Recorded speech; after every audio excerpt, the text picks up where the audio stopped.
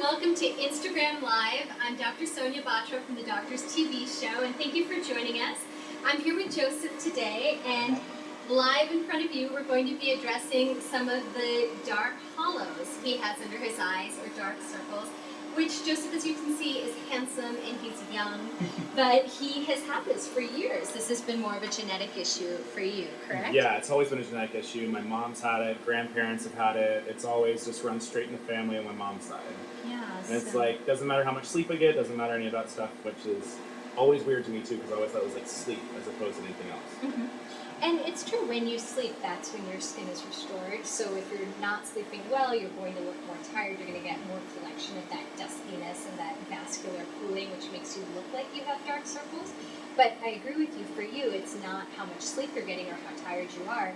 It's really more structural, because you can see here that he has this trough that's a little bit shadowed and a little bit below the level of the fat pad under his eye and the cheek. And that demarcation, or that trough, is what people just on their own sort of interpret as a bag. And then it extends out here. There's a little bit of flattening even up on the cheek, and then a slight bit of flattening even into the top of the cheek. So when one of the ways we address this when we treat this is we often will think about just propping this up. So what I'd like to do today is actually put a hyaluronic acid gel, which is a filler, to kind of smooth this demarcation and prop this up. So we're going to work in this triangle here just to make you look a lot more rested.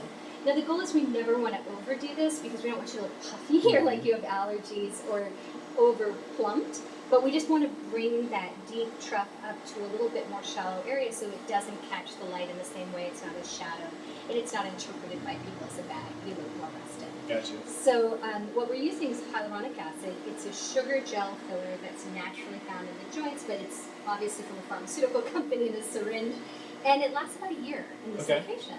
So I know we already put a little numbing cream on you just so that it doesn't feel too uncomfortable to do the procedure. The filler itself has a little bit of anesthetic in it as well, which takes the edge off. But the interesting thing to know about it is going to attract water. So hyaluronic acid as a molecule is like a sponge. It attracts many times its weight in water. And so initially you're going to look great right when we do this, so we'll show an immediate before after of what we're doing, but you should expect to swell for about 2 to 3 days. Okay. And ways to minimize that are to avoid things that in your blood and make you more prone to bruising and swelling. So medications such as ibuprofen, naproxen, even things like fish oil and vitamin C that make you more prone to bleeding and bruising. Really bad idea, certainly in the week prior to this procedure, as we have discussed, but even for 48 hours afterwards. We usually tell our patients to avoid heavy exercise, saunas, steam rooms, things that open up the vessels and make you more prone to bruising and swelling. So I have my assistant Rachel with me. She's going to come over here too. She's going to help me with a vein finder light. Oh, fun. Okay. Which I like to use because it helps with an infrared, very safe wavelength, show us where the veins actually lie under the surface of the skin. So this we like to use anytime we're going in an area that anatomically is a little bit challenging, and under the eyes especially, there are a lot of really critical structures and blood vessels that we definitely don't want to hit with a needle, so we like to use that as a tool. So you ready? Do you have any questions for me? No, let's see what that does. That's pretty cool. This is super cool. All right. So we're going to put this up. And I'm going to have you turn a little bit towards me and bring your chin down just a little bit. And Rachel, I'm going to have you bring the light up for me for just a moment. And so in real time, what you can see is the shadows are areas where he has blood vessels. So when we place the needle, we're always trying to go in the pink or the red area to avoid those blood vessels. And then the placement for this filler is really kind of right down on bone. And what I'm trying to do is just prop things up. The injection amounts are very small, and we're just kind of going right in here. I'm going to mold it a little bit. And you can even see from the first injection that it's come up a little bit, and we're just going to follow that trough all the way through. How is that in terms of discomfort? Is that pretty tolerable? Is it feeling okay so far? Yeah, it feels okay so far. It kind of feels like you kind of get a little pinch. Like a little pinch, right, when the needle goes in? Yeah. It's not too bad. And the nice thing about this is I'll show you in a handheld mirror right when we finish. It's kind of instant gratification because it props up the skin in real time as we're injecting. Wow. Yeah. And same thing here. We'll go a little closer in. So I have a question about what Sure. actually are the Let's dark go. circles? Like, I know that they're hereditary, but is it just thin skin? Is it nothing underneath the skin? So there are two reasons people get dark circles. People like me who are of Asian or Middle Eastern origin often will have pigment deposition there, so it is truly darker under the eyes. And so that's one more genetic reason for dark circles. The reason I think in Joseph, though, is as I'm propping this up, you'll see there's actually no pigment here. The skin is the same color as the surrounding skin. It was really more shadowing because of the depth. Now the other thing to know is, we'll go up here, is that the skin under the eyes is really thin and really vascular. So sometimes you can even see the blood vessels there. And when the blood pools in those vessels, it can also give you kind of a bluish tint or hue. And that's what we often see when someone hasn't slept well. Because they get that vascular pooling, or when someone has really bad allergies and it looks like they have dark circles. Part of that is from rubbing your eyes, which will increase the pigment deposition. Those are called allergic shiners. But part of that is also just the vascular pooling due to allergies, and that also makes people look more tired and like they have bags under their eyes. So the genetic component for Joseph is more from the volume, because his structure, like his mom's, like he said, is not as propped up, so it looks kind of hollowed out. In many people who are more olive toned or pigmented, the dark circles is true pigment, and that's a genetic predisposition as well. Because you said it was your mom, right? Who gets this? Okay, perfect. And relax completely. We're going to do one more little shot here. And then, so we like to do a couple things. We like to use the AccuVein vein finder just to kind of minimize the likelihood that I'm going to hit a blood vessel. But we're also in a room that has a blood vessel laser. So if it turns out by accident, even despite using the vein finder, we hit a little blood vessel, we have the ability to use a pulse dye laser, which will clamp it down and also reduce the likelihood that he would get a true shiner or black and blue mark from this treatment. Because as you can imagine, around the eyes, there are just a lot of blood vessels. That's why people get black eyes so easily from an injury or from trauma. So it's nice to have a couple safeguards against that. And like I mentioned, it helps a lot if someone hasn't taken a bunch of blood thinning medicines before we do this procedure for about a week, because then they don't bruise and swell as much. So that eye looks pretty good to me, and you can even see kind of one side compared to the other. Just I'm going to show you for a moment in a handheld mirror, so you can see. That's good. Yeah, so it's instant, right? Yeah. It's super Yeah, it really fun is nice. that you can see. We didn't try to alter him. We certainly didn't try to make him look puffy, but what we addressed here, and I can actually show you this, is we tried to just prop up the depth of this crease here. So it's not, if you compare the side we haven't treated yet, but we will in just a moment, you can see there's a deeper trough there. It looks a little more shallowed, and it looks a little more dusky because the skin isn't as propped up. You're seeing some of the blood vessels there. He's a little red from the actual injections, but what I think you can see right away is there's not as much demarcation. It's just smoother and a little more blended. And the nice end result of that is when people look at you, they're not going to know what you did. It's not a really obvious, like, oh, he definitely put filler under his eyes, unless they watch this video, they'll know. They're just going to think that you look more rested and you look like you got the best night's sleep of your life or that you've been on vacation. So that's one of my favorite aspects of feedback, that people will come back and tell me after they've had this and it's settled. They really will get all these comments from people about how great they look, and people say, hey, did you change your hair? What did you do? But they can't quite put their finger on why someone looks better. And that's kind of always the end goal, is that it doesn't look obvious. It's a very subtle but very gratifying sort of anti-aging and rejuvenating thing to do.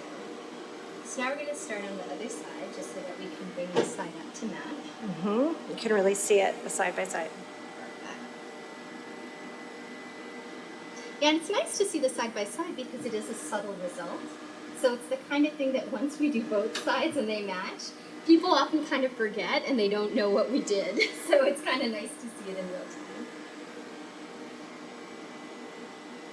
We all kind of, once things are symmetric, it's harder to see the difference from before and after. Now, can doctors put too much filler under your eye for this reason? I mean, they're like, to get when they're going to get this done. Absolutely. So when you're going to get this done, the goal is always to be conservative, and less is more, because you don't want it to become what we call convex or raised above the surrounding skin. Right. Because what happens then is you just look like you're having an allergic reaction. You don't look rested at all. You just look puffy and swollen, like you've been crying or having really bad allergies. And sadly, I think everybody's seen a bad example of that, where someone looks really puffed up and sort of bloated under the eyes. With this treatment, less is always more. And the other critical thing was this, is remember, this looks pretty easy. It looks like I'm just jabbing him with needles. but you have to know the anatomy in this area. This is a really tricky area with a lot of important blood vessels and nerves. And you should never, ever have someone who's not trained and fully qualified to do this type of procedure do something like this near your eye. Because injecting into the blood vessel can threaten your vision. It's a really, really dangerous outcome. So you want someone who really understands and knows the anatomy of this area, who knows where the blood vessels lie for sure, and who's experienced with this. That you're not the first person they're sticking a needle into. You have to be very careful, and that's true of any cosmetic procedure. Because as we're doing so many more of them, they're accessible, and people see them on Instagram, and they think, oh, that looks really easy. There's a lot of training and experience that goes into any procedure, and you want to make sure the practitioner has actually had that before they're doing anything on you. That's for sure. So, short answer is yes, you can do too much. It can look very unnatural. And the nice thing about this filler, in particular with hyaluronic acid, is it can be dissolved. So there is an enzyme called hyaluronidase. So if you're ever in a bad situation where you've had a hyaluronic acid filler and it just doesn't look good and it looks too puffy or unnatural, rest assured there is a product that you can use to bring it down and to dissolve it. So at least there's that safeguard with this particular class of fillers, for sure. Just how are you feeling? Good. Yeah? What did you think of the one side compared to the other? I loved it. It was interesting just to see the difference, but it was like you said, it was like subtle in a way of like, oh, I looked more rested in that eye, and the other eye looks like, oh, he just didn't get sleep. It's like pretty cool. Yeah, it's really in real time nice to see that comparison. Do dark circles get darker as you get older, or is it just because you lose volume in your eye? Is it true? That's exactly right. So as we age, we sadly all lose that substructure and that volume in the face. It's one of the hardest parts of aging. It really is, because you lose bone, you lose muscle, and you lose fat. And the skin itself becomes less elastic. It starts to sag. And so anywhere that you're already losing volume becomes accentuated with time. And then the corollary is that people like me, who also have a tendency towards pigment, as we age, we have more discoloration and pigment as well. And that's why any of my patients watching this know I'm a complete fanatic, if not Nazi, about sunscreen and how important it is to always wear your good zinc-based sunscreen, rain or shine, to prevent that discoloration, which is so aging. I learned that from you. A mineral-based sunscreen is the best. Zinc-based. And that's the last purchase. I'm going to mold this a little bit, Okay. and then I'm going to show you in a mirror. But one thing I always like to point out to people is I purposefully have left you with some trough. We can't totally obliterate it and get rid of it, or you will look really unnatural. But what we did try to do is just bring it up and make it even so that you look more rested. Now the good news is you're not bruising at all. You can take a look in the mirror and see. So funny. Yeah, it's really nice.